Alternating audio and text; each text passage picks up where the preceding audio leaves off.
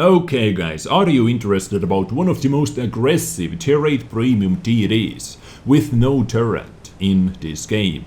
Yes you are? Okay, then this video is for you.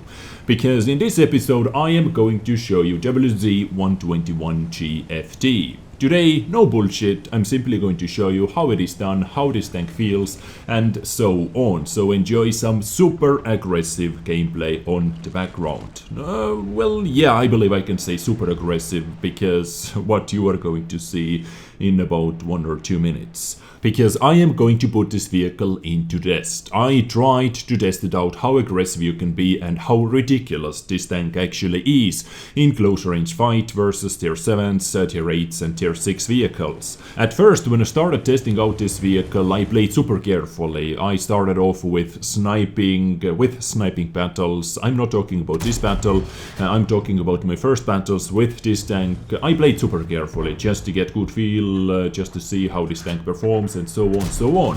But after my few first battles I found out how aggressive you can actually be in this vehicle. I believe I can say that this is the most aggressive tier 8 premium tank destroyer in this game, with 248mm of penetration and 440 alpha damage. This tank is SU-122-44 in tier 8 on steroids or on some other crazy drugs, but this vehicle with 50 km/h top speed, 20 km/h reverse speed and 120mm thick frontal armor, that is super epically sloped actually, can bounce STRVs as well under good angle. Yes, lower blade sucks dick, but lower blade sucks dick on pretty much any other tank in this game as well, so it really doesn't matter. And tier 6, I believe even some tier 5s can penetrate your lower blade, but you're not going to see any tier 5s with this vehicle anyway, so it doesn't matter. But this gun, that is going to derp a little bit at the moment versus that VK3601, combined with the top speed, with that frontal hull armor, is crazy good guys in battles like I am at the moment, versus tier 8s, tier 7s and tier 6s. In this battle I wanted to test out how stupid this vehicle actually is versus tier 6 tanks, versus tier 7 tanks, and I am going to put myself into super silly and stupid position. But I wanted to do that to test out this vehicle for you guys, and I am able to get out from that situation alive. Just wait and see. But everything combined, speed, mobility, and I believe this is the happiest tank actually in this game as well, because it has no depression. Haha, yeah, I pulled a little joke over here.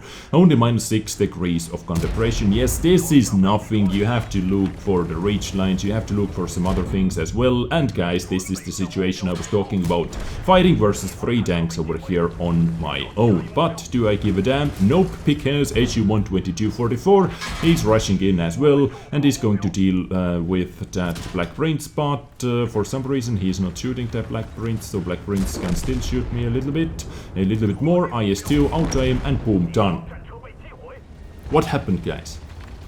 I should be dead at the moment. I should be dead, but I am not dead. Type 58, next victim. Let's see what he's going to be able to do versus me. Nothing, bounced. I believe he doesn't know about my lower plate at the moment. And I actually do not know how many ace tankers I was able to get. I think I played around, let me think, 15 battles, and I got like 11 ace tankers or something like that with this vehicle.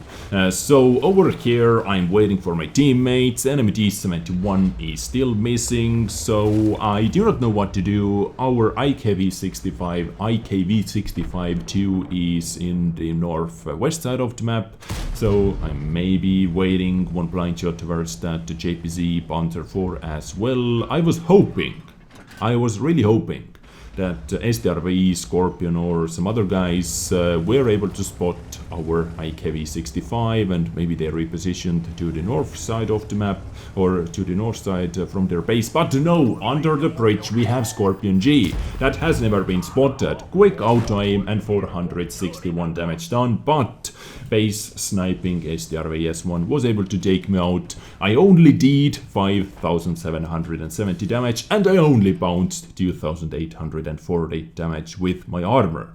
So what a result, right guys? Super quick battle, a lot of experience, a lot of credits with premium account of course.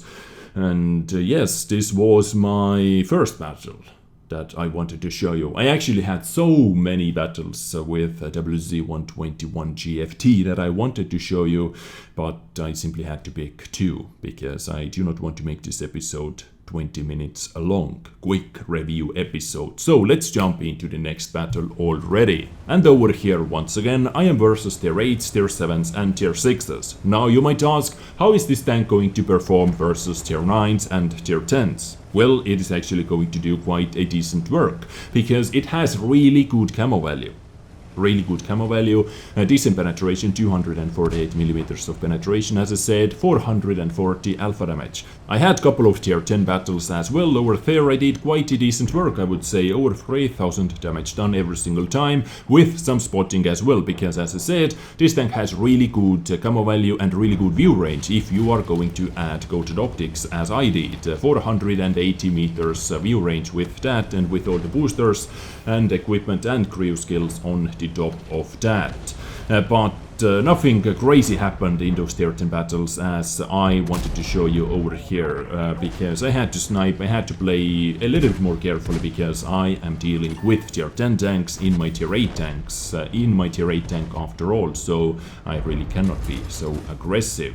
Now let's pick up that Cheeto really quickly and let's back up, because I really do not want to deal with that Löwe under angle like this, and now sadly that Löwe has one dead tank to hide behind. But what else to say about this vehicle? Let me think. Versus tier 9s, tier 10s, obviously you have to play a little bit more carefully, as I said before, because you are dealing with tier 10 tanks and they are able to penetrate you quite easily. Gun traverse limit is 10 degrees to the left side, 10 degrees to the right side. This actually helps you to boost your armor a little bit. If you are under angle like I am at the moment over here, if your gun is facing to the right side or to the left side, like under maximum angle, you can get some extra armor. And over here I bounced a shot from Löwe, and before I bounced one shot from Tiger as well. Both guns have over 200mm of penetration. Löwe's tracks were repaired, so I decided to track it once again, and simply by dodging that Löwe I destroyed my tracks. So pretty sad, but picking up some assistance, picking up some damage, easy breezy, let's move on. Simply no stopping with this vehicle in this kind of matchmaking. I have to be honest with you guys, this vehicle was one of the funniest vehicles to play with, one of the funniest turretless TDs by far actually, that I have played with for a very long time. This is just my personal opinion, it is a lot of fun. In this kind of matchmaking guys, only in tier 8 battles. In tier 9s, in tier 10s, you have to play a little bit more carefully, as I said before. Fun factor, right on the same par with E25, tier 7 German premium TD, but E25 sometimes can be annoying with its low alpha damage pew pew pew gun. For me, this is just my personal opinion once again, but this vehicle with 440 alpha damage, just hardcore balls deep tank is love. For me, is love. Yeah, and I believe this tank makes me grind out Chinese TDs as well, because I have to grind my crew for something at least. And yes guys, I noticed I bounced SU-100's shot into the side, because he did hit my tracks, so it is not my fault he cannot aim, or Russian guns cannot aim. But guys, I have one huge problem with this tank as well. I have so many premium tanks in my garage already. Do I need yet another one to train my Chinese TD crew? And at the moment I am not even thinking about grinding Chinese TDs, because I just finished my grind towards WZ-155 and I'm done with turretless TDs at the moment. So we get yet another tier 8 premium TD in this game, and guys, there is going to be yet another one soon, AMX what was it, Cannon T Assault or something like that. So we have a lot of premium tanks, we have a lot of premium TDs, and we are going to get even more. And I believe this is my biggest concern about this vehicle, that do I really need it? Although it was extremely awesome and extremely fun premium TD to play with. And not premium TD, premium TD, Tank Destroyer. guys. Your dirty minds are once again tricking you. But what to say about this battle? Once again, yet another ace tanker with a lot of ribbons, steel wall and high caliber as well. Ace tanker at the moment doesn't mean anything actually, because we do not have too many guys who are playing with this tank, but I believe 1623 raw experience should give it ace tanker anyway, because I was able to get 5 kills, some assistance, tracking and 4.2k damage done. And for 4 minute and 15 second battle, guys, 114,000 credits profit is not too bad for 4 minute and 15 second battle. Once again, I repeat. And I did not fire not a single premium round, not a single premium heat round while I was testing this vehicle out, just to see if I'm able to penetrate whatever I like, and yes, I was able to do that. So you do not need those premium rounds if you're not here for stats. If you're here for credits, AP round with a standard 248mm of penetration is good enough for you and is going to make you shit loads of credits. Yes, guys.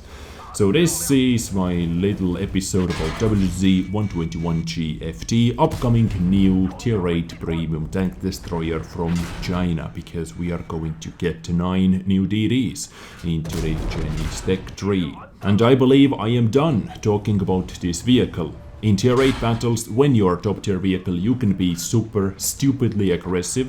When you're facing tier 9s, tier 10s, you can tone down a little bit, do some sniping, look for some better opportunities where you can move in, where you can dish out your 3400 TPM with my equipment, with my loadout. I am going to leave this screen over here just so you can see my WN8, a little show off over here after 6 battles, yay.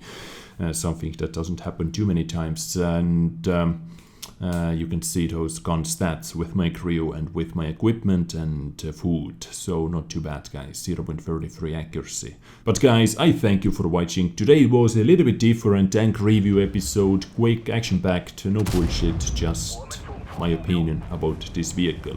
It is awesome, at least in tier 8, but for me, I do not see much use other than fun factor, other than having fun while making credits, maybe, hopefully, possibly. I hope you enjoyed today's episode. I hope it was informative. Leave a like if it was, leave a comment if... whatever. Take care and bye.